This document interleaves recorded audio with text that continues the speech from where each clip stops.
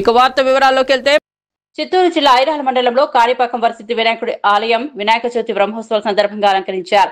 వినాయక చవితి సందర్భంగా లక్షలాది మంది భక్తులు స్వామివారి దివ్య దర్శనానికి తరలి వచ్చే అవకాశం ఉందని నేపథ్యంలో ఆలయ అధికారులు అన్ని ఏర్పాట్లు పూర్తి చేశారు. భక్తుల కోసం మంచినీరు, అన్నప్రసాదం, ఉచిత ప్రసాద వితరణలు సిద్ధంగా ఉన్నాయని ఆలయ అధికారులు తెలిపారు.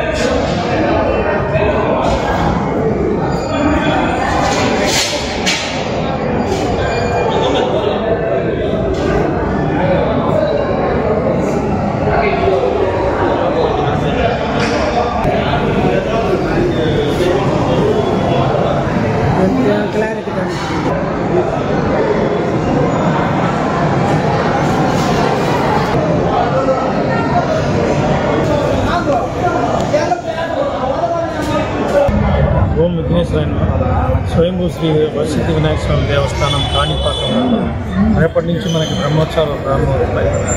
రేపు 27వ తేదీ విశేషంగా మనకి వినాయక చవితి వచ్చింది కాబట్టి ఈరోజు రేపు స్వామివారిని దర్శించడానికి సుమారుగా 70,000 మంది వరకు భక్తులు వచ్చే అవకాశం ఉందని అంచనా వేస్తున్నాం. వచ్చిన 70,000 మందికి కూడా ఎటువంటి అసౌకర్యం కలగకుండా సులభంగా త్వరగతిన దర్శనం కలిగించడానికి క్యూ లైన్లను కూడా ఏర్పాటు చేసుకున్నాం. అదేవిధంగా రేపు గౌరవ ముఖ్యమంత్రి వారి ఆదేశాల మేరకు దేవాదాయ ధర్మాదాయ శాఖ మంత్రి శ్రీ పానం రామరెడ్డి గారు ప్రభుత్వం తరఫున స్వామివారికి పట్టు వస్త్రాలు సమర్పిస్తారు.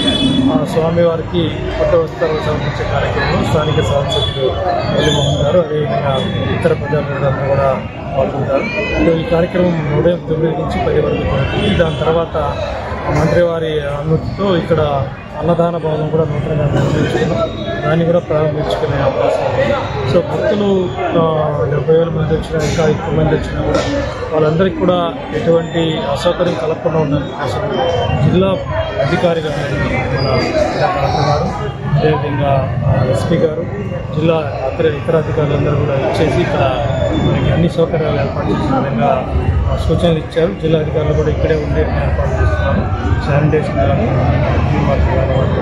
ఎలక్ట్రిఫికేషన్ కానివ్వండి ఇవన్నీ కూడా జిల్లా అధికారుల యొక్క ఆధ్వర్యంలో చాలా చక్కగా ఏర్పాటు జరుగుతూ ఉన్నాయి.